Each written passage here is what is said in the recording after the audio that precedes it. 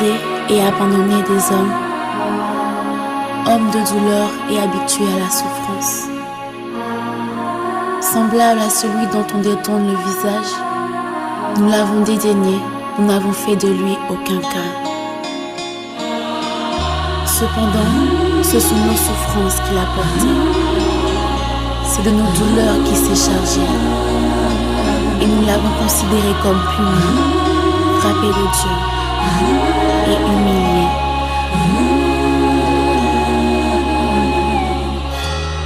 Homme de Galilée, la Bible me dit qu'à cause de ton amour pour moi, tu es descendu sur la terre. Tu t'es fait chair pour donner ta vie. Tu as tant aimé le monde que tu as décidé de descendre en personne afin de sauver l'homme que tu as créé à ton image. Oh Jésus. Seigneur, quand je réalise, Seigneur Dieu, la souffrance que tu as endurée, quand je réalise à quel point le monde t'a haï, à quel point les hommes t'ont criblé, méprisé, battu et crucifié sur la croix de Golgotha. Quand bien même tu as souffert, Seigneur, tu es allé jusqu'à la mort pour moi. Resplendissant de gloire, admirable en beauté,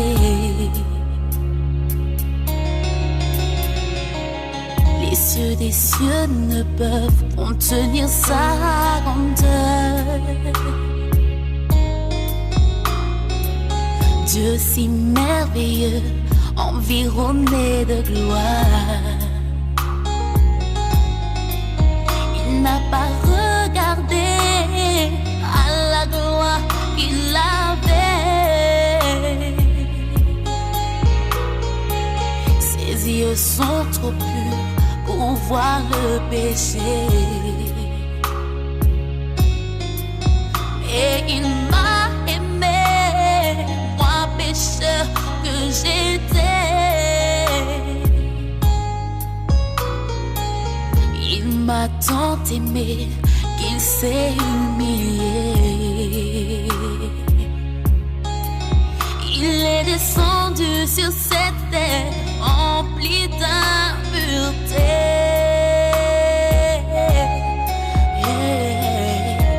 Son sang a coulé pour moi.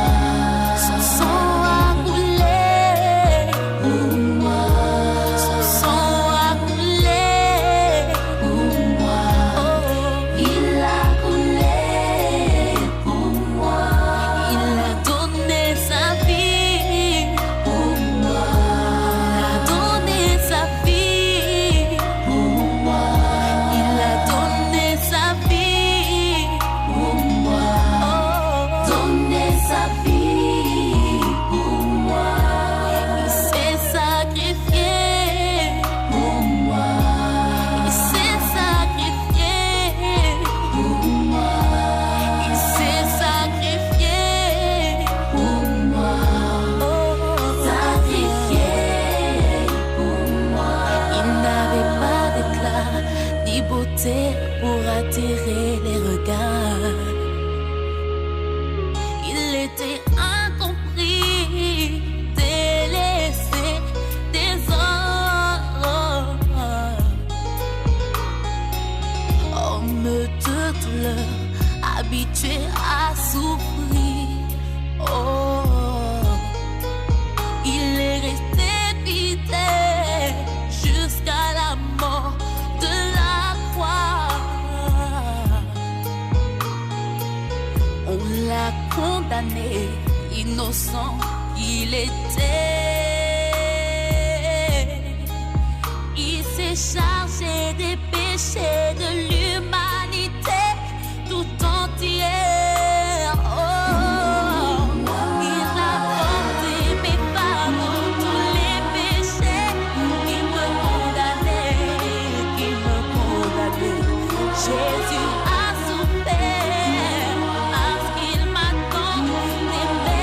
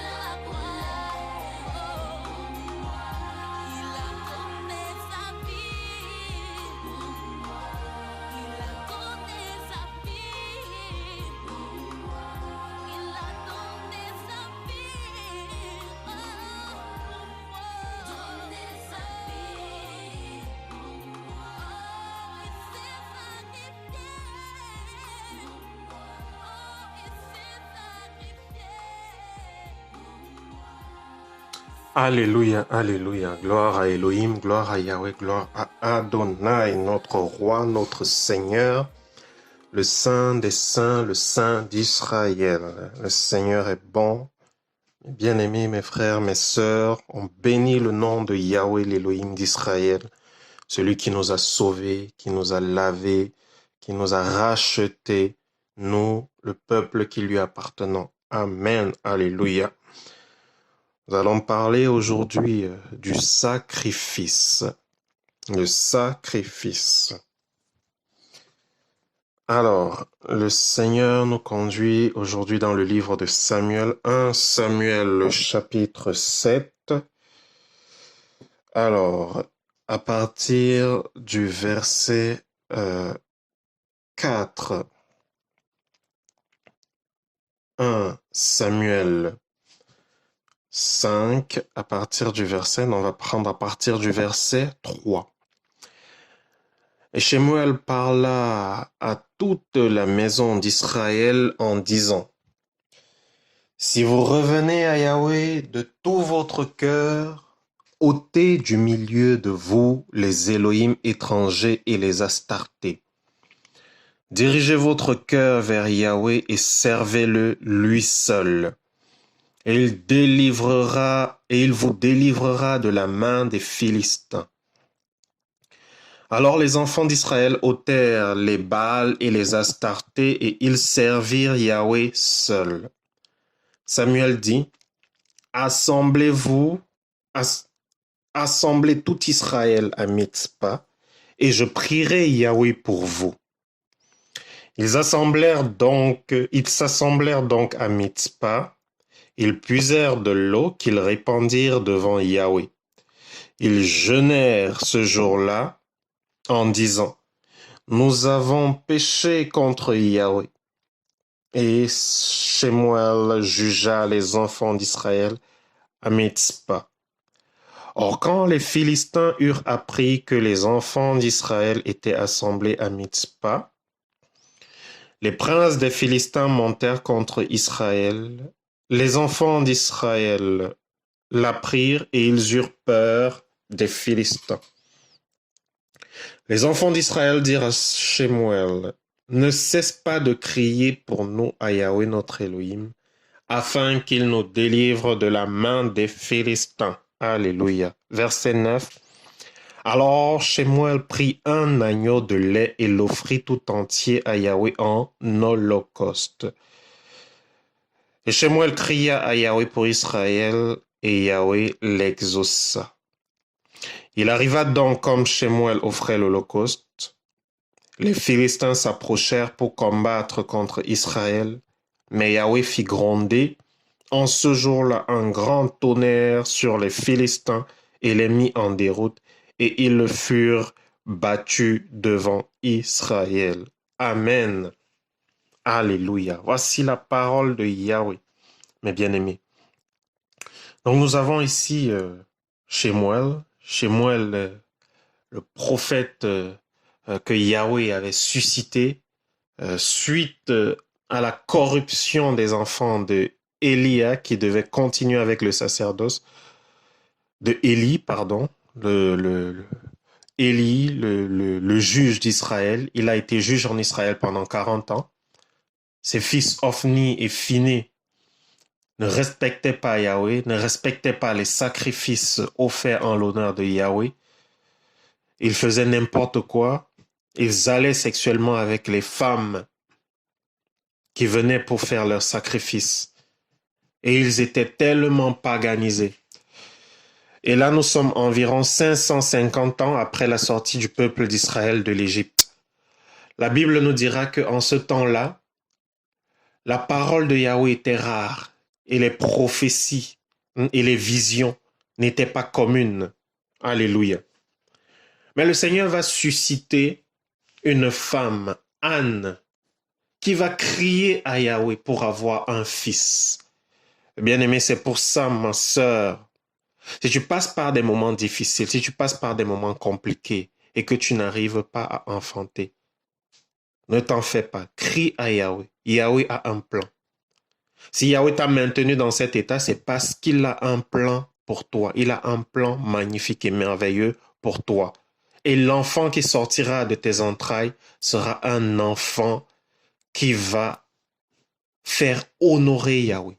Sera un enfant qui va agir pour la gloire du Très-Haut. Alléluia. Donc le Seigneur va susciter Anne. Anne, la maman de Samuel, la femme de Elkana, qui était meurtrie par tout ce que lui faisait sa coépouse Pénina, qui elle avait des enfants. Donc Anne va crier à Yahweh. Elle va crier à Yahweh. Et Yahweh va lui donner un enfant, Shemuel. Et Shemuel, Samuel, va naître. Et Anne va consacrer Samuel à Yahweh. Elle va l'amener auprès de Élie à Silo pour servir Yahweh. Elle va le prêter à Yahweh selon ses dires. Alléluia. Et Yahweh lui donnera 5 autres enfants après cela. 5. Alléluia. Yahweh est fidèle, mes bien-aimés.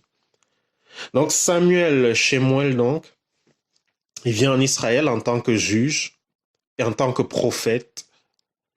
Et il va exercer son ministère depuis la période où Élie va mourir, le prêtre Élie.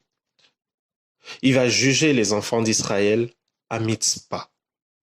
Et il va leur dire ici, donc comme je disais, ça fait environ 550 ans que le peuple d'Israël est sorti de l'Égypte, que la parole de Yahweh a été donnée. Entre-temps, le peuple a eu des juges comme Gédéon, comme Jephthé, comme Samson, des juges comme Othniel. Othniel était d'ailleurs le premier juge. Le peuple va avoir des juges comme Barak, comme Déborah. Donc pendant 500 ans, mes bien-aimés, aujourd'hui nous sommes en 2021, donc si on fait un bond de 500 ans en arrière, on est en 1521, juste pour vous donner une idée du temps qui s'était écoulé entre la période de la sortie du peuple d'Israël de l'Égypte, où le Seigneur leur a parlé, leur a communiqué sa loi, et la période à laquelle ces personnes vivaient, savoir le prophète Samuel et le peuple d'Israël. Dans 500 ans, en 500 ans, beaucoup de choses se passent. En 500 ans, le peuple qui n'a pas vécu ces exploits-là d'Élohim, mais qui a quand même vu des juges défiler, qui ont défendu le peuple. Donc le peuple s'est corrompu. Et Yahweh va les juger à Mitzpah au travers de Samuel. Et Samuel va leur dire, si vous revenez à Yahweh de tout votre cœur, ôtez du milieu de vous les dieux étrangers, les Astartés, et dirigez vos cœurs vers Yahweh et servez-le, lui seul. Donc, mes bien-aimés, le peuple était tellement corrompu qu'il y avait au milieu des enfants d'Israël, que le Seigneur avait choisi pour être son peuple, il y avait des Astartés, des Baals, il y avait des Élohim étrangers, des divinités étrangères à l'Élohim, véritable créateur du ciel et de la terre. Et Shemuel va leur dire, ôtez du milieu de vous les Élohim étrangers, les Astartés, et dirigez vos cœurs vers Yahweh. Oh mes bien-aimés, combien dans notre pays, le Cameroun, n'y a-t-il pas de Dieu étranger? Combien n'a-t-il pas d'Élohim étrangers? On nous parle des totems, des personnes qui ont des totems, et c'est normal. On nous parle des arbres qu'on adore, et c'est normal pour certains. On nous parle des lieux sacrés, où des personnes font des sacrifices, et c'est normal. C'est des divinités étrangères, c'est des démons. On offre ces sacrifices aux divinités étrangères, aux démons. On offre des poules, on offre des chèvres, on offre, toutes sortes de sacrifices. Et c'est pour cela que le peuple est dans une léthargie. Mais bien aimés, la parole nous dit que Samuel jugea les enfants d'Israël à Mitzpah. Or, quand les Philistins apprirent que les enfants d'Israël étaient assemblés à Mitzpah, les princes des Philistins montèrent contre Israël. Les enfants d'Israël apprirent et ils eurent peur des Philistins. verset 8, les enfants d'Israël dirent à Samuel, ne cesse pas de crier pour nous à Yahweh notre Elohim, afin qu'il nous délivre de la main des Philistins. Verset 9, que va faire Samuel, mes bien-aimés? Samuel, Shemuel, prit un agneau de lait et l'offrit tout entier à Yahweh en holocauste. Alléluia. Et Samuel, Shemuel, cria à Yahweh pour Israël et Yahweh l'exauça. Alléluia. Donc voici Shemuel au verset 9 qui va prendre un agneau de lait, mes bien-aimés. Shemuel va prendre un agneau de lait, un agneau, ça vous rappelle quelque chose, et il va l'offrir tout entier à Yahweh en holocauste. Alléluia. Prophète de son état, il a eu la vision. Alléluia.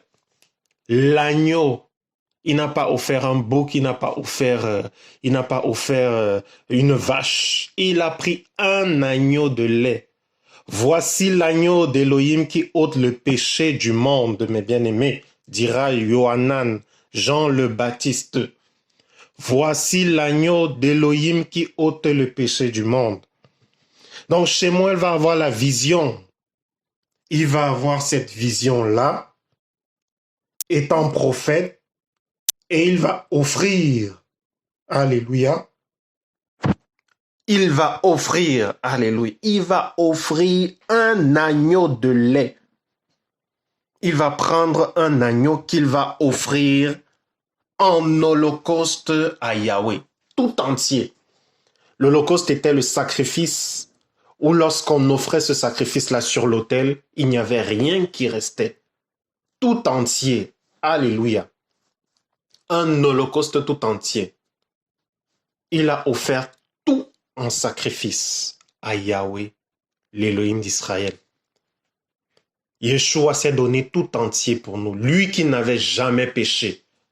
Lui qui n'a commis aucun péché. Lui qui est venu sur la terre, le seul être qui ait jamais existé sur la terre et qui a été sans péché. Il est venu sur terre au milieu des hommes. Il a marché au milieu des hommes comme un fils d'humain. Au milieu des humains. Il n'avait pas de péché.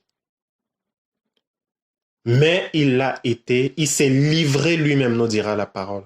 Il s'est donné lui-même tout entier pour la délivrance du peuple, pour la délivrance de ses saints, pour la délivrance du monde entier. Car Elohim a tant aimé le monde qu'il a envoyé son Fils unique afin que quiconque croit en lui ne périsse point, mais qu'il ait la vie éternelle. Mes bien-aimés, mes frères et sœurs, Camerounais, Camerounaises, voilà le sacrifice parfait. Voici le sacrifice parfait d'Elohim qui ôte le péché du monde. Il n'y a plus d'autre sacrifice que celui-là. Il n'y a plus aucun autre sacrifice. Donc les poules qu'on sacrifie ne peuvent pas satisfaire la colère d'Elohim. C'est fini tout ça. D'ailleurs, tout sacrifice qu'on fait, c'est pour un humain. Comprenez-moi bien. Tout sacrifice qu'on fait, c'est pour un humain. Et donc ce sacrifice-là qu'ils font traditionnellement, que ce soit des coqs, des poules, des chèvres, ils les donnent généralement à des personnes initiées qui le font. Or, ces personnes initiées-là savent très bien que ces sacrifices-là, ce sont des sacrifices d'humains. Généralement, après ces sacrifices dans des cérémonies, il y a une personne qui meurt. Il y a une personne qui meurt après ces sacrifices-là. Vous savez, l'ennemi aime bien singer le Seigneur. Vous voyez? Le Seigneur avait demandé à Abraham de lui sacrifier son fils, Isaac. Et lorsque Abraham a pris Isaac pour le sacrifier, Yahweh a remplacé Isaac. Yahweh a dit à Abraham, stop, j'ai vu ta foi, donc je remplace Isaac par un bélier. Donc Yahweh a donné un bélier à la place d'Isaac. Alléluia. Là, Yeshua n'était pas encore venu pour accomplir le sacrifice parfait qui ôtait les péchés du monde. Il n'était pas encore venu. Il est vrai que la parole nous dit que le sacrifice a été fait dès avant la fondation du monde, mais le temps n'était pas encore accompli pour qu'il vienne. Or, de nos jours, le temps est accompli. Il est venu et il a fait ce qu'il avait à faire. Donc, il n'y a plus d'autre sacrifice en dehors du sacrifice de Yeshua pour ôter la culpabilité, pour ôter la malédiction. La parole nous déclare que Yeshua a été fait malédiction pour nous. Camerounais, Camerounaises, Africains, Africaines, la malédiction est partie à la croix. Notre malédiction est partie à la croix. Yeshua a porté cette malédiction sur lui. Donc ce n'est pas en allant donner, je ne sais pas moi, en manger soi-disant aux ancêtres qu'on ne sera plus maudit. Ce n'est pas en allant sacrifier des poules, ce n'est pas en allant sacrifier des chèvres que la malédiction sera ôtée. Non, non, non, non, non, non, non, mes frères. Non, non, non, non, non. Ce n'est pas en allant faire ces sacrifices-là que la malédiction sera ôtée. Non, elle demeure. Et d'ailleurs, comme je vous l'ai dit, lorsqu'on fait ces sacrifices aujourd'hui, ce sont des personnes entières qu'on sacrifie. Parce que dans le monde mystique, les sorciers transforment les personnes en animaux avant de les abattre. Donc lorsqu'on va de son propre gré acheter une chèvre pour aller le donner à une personne initiée pour qu'elle en fasse un sacrifice, nous sommes en réalité en train de lui donner la vie d'une personne de notre voisinage, la vie d'une personne qui nous est proche. Lorsqu'on va de son propre gré acheter une poule, un coq, pour le donner à une personne initiée, à un marabout ou à un féticheur, ou à qui que ce soit, pour qu'il le sacrifie et verse son sang, c'est le sang d'un de nos proches qu'on est en train de répandre au devant de nos yeux. C'est symbolique et il y a une mystique qui est attachée à cela. Sachez-le, Camerounais, sachez-le, Africain. Il faudrait que ça change.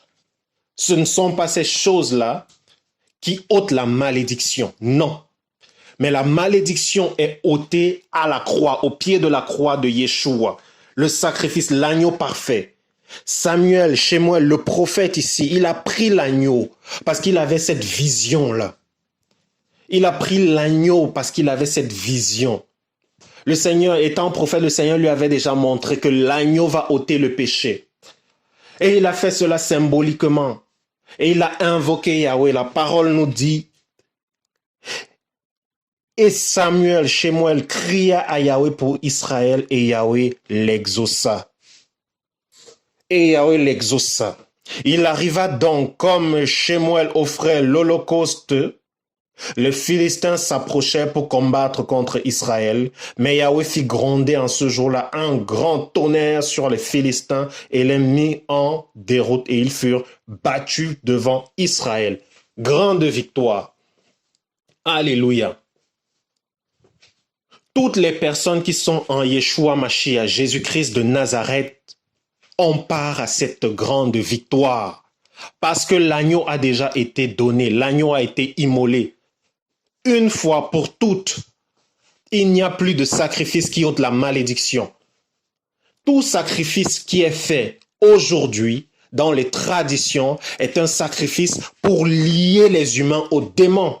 Est un sacrifice pour ôter les vies des proches. Sachez-le très bien, Camerounais, sachez-le très bien, Africains, parce que les Africains sont friands de ces choses.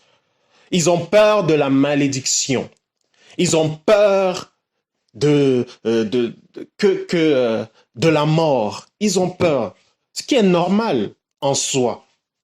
Mais la parole nous dit que la malédiction sans cause n'a point d'effet. Et lorsque nous sommes en Yeshua Mashiach, il n'y a plus de condamnation pour nous. Il n'y a plus de condamnation, nous dit Romains le chapitre 5. Il n'y a plus de condamnation pour ceux qui sont en Yeshua Mashiach et qui marchent non selon la chair mais selon l'esprit. Bien-aimé, mon frère camerounais, si tu as accepté le sacrifice de Jésus-Christ à la croix, si tu as accepté Jésus-Christ, Yeshua Mashiach, et si tu marches selon ses préceptes, et si tu marches dans ses voies, alors il n'y a plus de condamnation pour toi. Si tu marches par l'esprit et si tu n'accomplis pas les désirs de la chair, ayant Yeshua en toi, alors il n'y a plus de condamnation, il n'y a plus de malédiction. Le mur de séparation d'avec Elohim véritable a été brisé à la croix. La malédiction a été emportée. Le ndo, comme disent souvent les Camerounais, a été emporté. Il n'y a plus de condamnation, il n'y a plus de malédiction, parce que l'agneau a été sacrifié à la croix, l'agneau d'Élohim qui ôte le péché du monde. Et c'est l'Élohim véritable, l'Élohim d'Israël, l'Élohim créateur du ciel et de la terre, qui nous a créés et il nous aime d'un amour éternel. Et c'est pour cela qu'il permet que nous entendions ces choses. Donc mon frère, ma sœur, retiens qu'il n'y a plus de condamnation pour toi parce que Jésus-Christ a payé le prix. Il a payé la rançon. Si tu marches selon ses préceptes. Plus de sacrifices au village. Plus d'offrandes de poules, de chèvres, de coqs, d'ânes et autres. L'agneau a été sacrifié une fois pour toutes. Et en lui, nous avons la force. En lui, nous avons la victoire. C'est seulement par son sang que nous avons la vie. Son sang a coulé. Et la parole déclare qu'il n'y a point de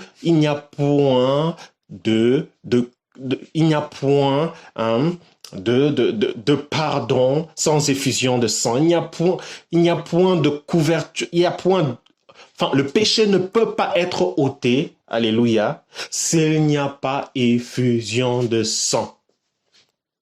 Or, le sang de Yeshua, le sang du Mashiach a coulé. Voilà le sacrifice, mes bien-aimés. Voilà le sacrifice, mes frères camerounais. Voilà le sacrifice, mes frères du Nord. Voilà le sacrifice, mes frères du Sud. Voilà le sacrifice, mes frères de l'Ouest du Cameroun qui aiment beaucoup ces choses. La tradition, les funérailles, les lieux sacrés, offrir des sacrifices. Tout ça, non, il n'y a plus de condamnation pour ceux qui marchent en Yeshua Mashiach. Donc, mes bien-aimés, mes frères et sœurs dans la foi, accrochons-nous à Yeshua. Et pour ceux qui ne connaissent pas le Seigneur Jésus-Christ, donnez vos vies au Seigneur Jésus-Christ et vous serez au bénéfice de ce sacrifice. Vous serez au bénéfice du sacrifice qu'il a accompli à la croix. Vous serez gardés, protégés, parce qu'il n'y a plus de malédiction pour ceux qui sont en Yeshua Mashiach. Alléluia. Que le Seigneur vous garde, que le Seigneur vous bénisse, que le Seigneur soit béni. Son nom est un, sa parole est une, il est le véritable, il est celui qui nous garde, il est celui qui a accompli le sacrifice parfait. C'est Yeshua Mashiach. Alléluia. Amen.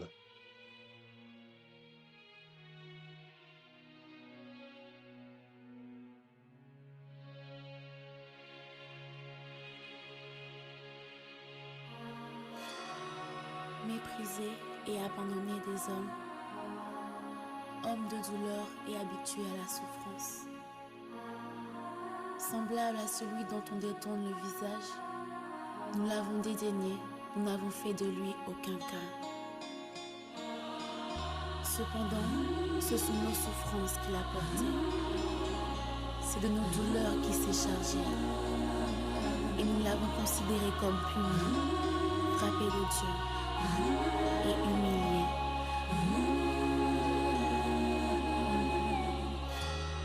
Homme de Galilée, la Bible me dit qu'à cause de ton amour pour moi, tu es descendu sur la terre. Tu t'es fait chair pour donner ta vie. Tu as tant aimé le monde que tu as décidé de descendre en personne afin de sauver l'homme que tu as créé à ton image. Oh Jésus. Seigneur, Quand je réalise, Seigneur Dieu, la souffrance que tu as endurée, quand je réalise à quel point le monde taille, à quel point les hommes t'ont criblé, méprisé, battu et crucifié sur la croix de Golgotha. Quand bien même tu as souffert, Seigneur, tu es allé jusqu'à la mort pour moi. Resplendissant de gloire, admirable en beauté, les cieux des cieux ne peuvent contenir sa grandeur. Dieu si merveilleux, environné de gloire, il n'a pas regardé à la gloire qu'il avait. Ses yeux sont trop purs pour voir le péché, et il m'a aimé, moi pécheur que j'étais. Il m'a tant aimé qu'il s'est humilié. Il est descendu sur cette terre emplie d'impureté.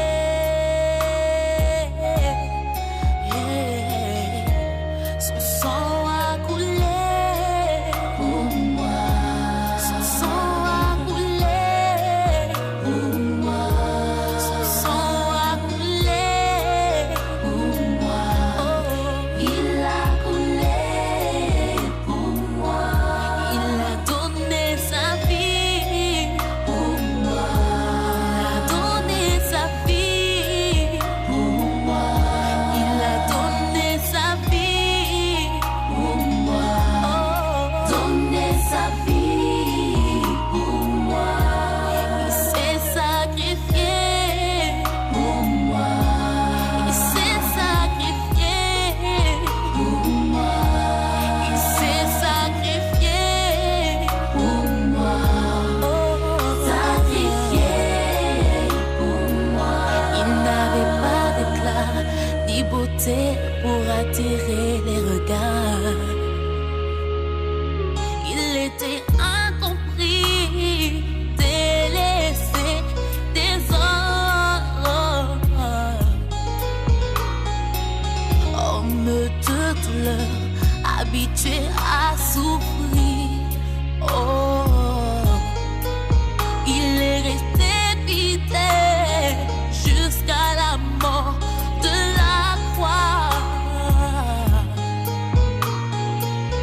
On l'a condamné, innocent il était. Il s'est chargé des péchés de l'humanité tout en